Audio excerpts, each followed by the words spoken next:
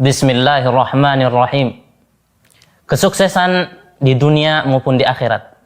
Rasulullah Shallallahu Alaihi Wasallam telah memberikan resep untuk menggapai kesuksesan dalam dunia dan akhirat. Dalam hadis yang diriwayatkan oleh dua sahabat Rasulullah Shallallahu Alaihi Wasallam, Mu'ad bin Jabal dan Jundub bin Junadah atau yang terkenal dengan Abu Dzar, beliau menjelaskan bahwa kesuksesan di dunia dan akhirat dapat digapai dengan dua cara. Rasulullah Shallallahu Alaihi Wasallam bersabda, "Ittaqillah haitsu ma kunt, wa atbi'is sayyi'atal hasanata tamhuha, wa khaliqin nasa bi khuluqin hasan." Dalam hadis ini Rasulullah Shallallahu Alaihi Wasallam menjelaskan bahwa kesuksesan di dunia maupun di akhirat digapai dengan cara bermuamalah yang baik, baik dengan cara bermuamalah kepada Allah Subhanahu wa taala sebagai sang khaliq maupun dengan cara bermuamalah dengan manusia. Bermuamalah dengan Allah Subhanahu wa taala sang khaliq yaitu dengan cara bertakwa kepada Allah Subhanahu wa taala.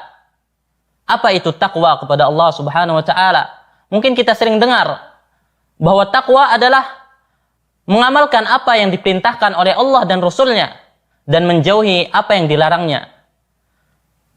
Kemudian Rasulullah Shallallahu Alaihi Wasallam menjelaskan bahwa seorang yang melakukan kesalahan hendaknya ia melakukan kebaikan setelahnya agar Allah Subhanahu Wa Taala menghapus dosa yang telah ia lakukan. Sebagaimana dalam sabdanya, wa atbi'is sayyi'atal hasanata tamhuha. Hendaknya engkau mengamalkan kebaikan agar Allah Subhanahu Wa Taala menghapus dosa yang telah engkau lakukan. Hal serupa yang difirmankan oleh Allah Subhanahu wa taala dalam Al-Qur'anil Karim. Innal hasanat yudhhibnas sayyi'at. Sungguhnya amalan baik akan menghapus amal keburukan. Kemudian Rasulullah Shallallahu alaihi wasallam menjelaskan setelahnya yaitu bagaimana mencari kesuksesan dalam dunia akhirat dalam bermuamalah kepada sesama makhluk. Rasulullah Shallallahu alaihi wasallam menjelaskan dalam hadisnya, wa khaliqin nasa bi khuluqin hasan. Hendaknya engkau bermuamalah, berakhlak mulia kepada sesama manusia. Oleh karena itu Rasulullah Shallallahu alaihi wasallam menjelaskan dalam hadis yang lain, ittaqun nar walau bi shiqqi tamrah, faman lam yajid fa bi kalimatin thayyibah. Hendaknya kalian takut kepada api neraka walau bisyikit tamrah, kata Rasulullah Shallallahu Alaihi Wasallam, walaupun itu dengan cara bersedekah dengan sepotong buah kurma. Faman lam yajid fa bi kalimatin thayyibah. Barang siapa yang belum bisa, hendaknya ia berbicara dengan yang baik. Jadi bertakwa kepada Allah Subhanahu Wa Taala, takut kepada neraka tidak hanya dengan beribadah kepada Allah Subhanahu Wa Taala. Takwa bisa menghasilkan akhlak yang mulia kepada sesama manusia. Sebagaimana dijelaskan oleh Rasulullah Shallallahu Alaihi Wasallam dalam hadis yang telah saya sebutkan, yaitu dengan cara apa? Bermuamalah, bertutur kata yang baik kepada sesama manusia. Dalam hadis yang lain, Rasulullah Shallallahu Alaihi Wasallam bersabda, "La tahkiranna minal ma'rufi syai'an, walau an talqa akhaka biwajhin talq." Janganlah engkau meremehkan suatu amal yang baik. Walau an talqa akhaka biwajhin talq. Walaupun itu hanya dengan tersenyum kepada teman yang engkau temui.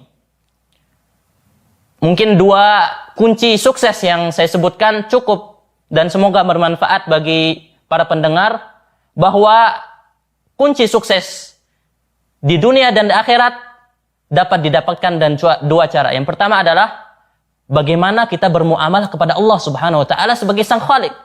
Yaitu dengan cara apa? Bertakwa kepada Allah Subhanahu wa taala. Kemudian yang kedua adalah bagaimana kita bermuamalah kepada sesama makhluk hidup, kepada sesama manusia, bahkan kepada hewan pun. Yaitu dengan cara berakhlak mulia. Bahkan dalam hadis yang lain Rasulullah Shallallahu alaihi wasallam menjelaskan bagaimana sikap kita ketika menyembelih hewan kurban. Rasulullah Shallallahu Alaihi Wasallam bersabda,